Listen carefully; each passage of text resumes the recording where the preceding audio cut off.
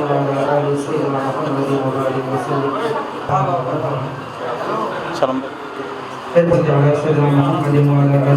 দারুল মুস্তাফা হিফজ একাডেমির আয়োজনে খলিফাতুর রাসূল সাল্লাল্লাহু আলাইহি ওয়াসাল্লাম হযরত আবু বকর সিদ্দিক রাদিয়াল্লাহু তাআলা আনহুর ফাতিহা শরীফ সবক অনুষ্ঠান ও হিফজ সমাপ্তকারী ছাত্র অলদ দস্তার ফজিলত মাহফিল অনুষ্ঠিত হয়ে জানুয়ারির 1 তারিখ বুধবার আগ্রাবাদ বাদামতলী জামে মসজিদ সংলগ্ন মাদ্রাসা প্রাঙ্গণত এই মাহফিল অনুষ্ঠিত হয়।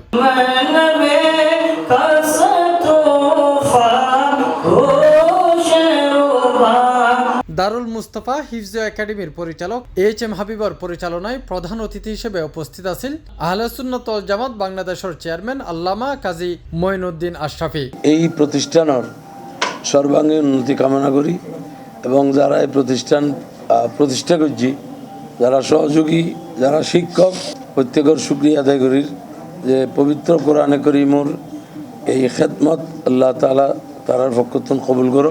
যে সমস্ত ছাত্র অধ্যয়নরত যারা এখন হেফজ করেন তারা আল্লাহ সুস্থভাবে যথাসময়ে হেফজ সম্পন্ন করিবে তৌফিক দাও। এই সময় মেহমান হইয়ে উপস্থিত আছেন আলহাজ নুরুল মুস্তাফা আল কাদেরি, আলহাজ নাইমুল ইসলাম, সৈয়দ আবু আজম, হাফেজ মাওলানা জয়নাল আবদিন শিবলি। বৃত্তি যত পবিত্র দিন এবং পবিত্র ব্যক্তির মাধ্যমে, সম্মানিত ব্যক্তির মাধ্যমে হয়, সেটার উন্নতি তত দ্রুত হয়, তত মহৎ হয়। আজকে যারা গার্ডিয়ান অভিভাবক বৃন্দ এসেছেন, যেসব হাফেজে কোরআনদের মাধ্যমে এই প্রোগ্রাম পরিচালিত হচ্ছে, অত্যন্ত ভালো হাফেজ এবং তারা সামাজিক সাংস্কৃতিক ব্যক্তি। শুধু হাফেজ হওয়ার নিয়ত না করে একজন প্রকৃত মুসলিম হিসাবে যাতে এই হেফজখানা থেকে বের হতে পারে।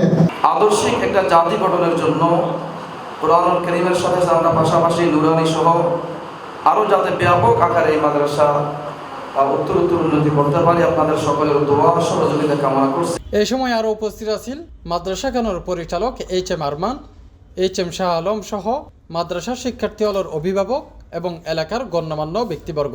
ইতিমধ্যে আমাদের মাদ্রাসার ভর্তির কার্যক্রম শুরু হয়ে গেছে। আমাদের মাদ্রাসার কয়েকটা বিভাগ রয়েছে, তার মধ্যে হলো হেফজুল কোরআন বিভাগ, নাজারা বিভাগ এবং আদর্শ মুক্তব, এই 3টা বিভাগ। এবং সেই সাথে আমরা জানুয়ারি থেকেই নুরানি বিভাগ চালু করছি। আমাদের মাদ্রাসার 3টা সেক্টর থাকে, একটা হচ্ছে আবাসিক, অনাবাসিক, ডে কেয়ার।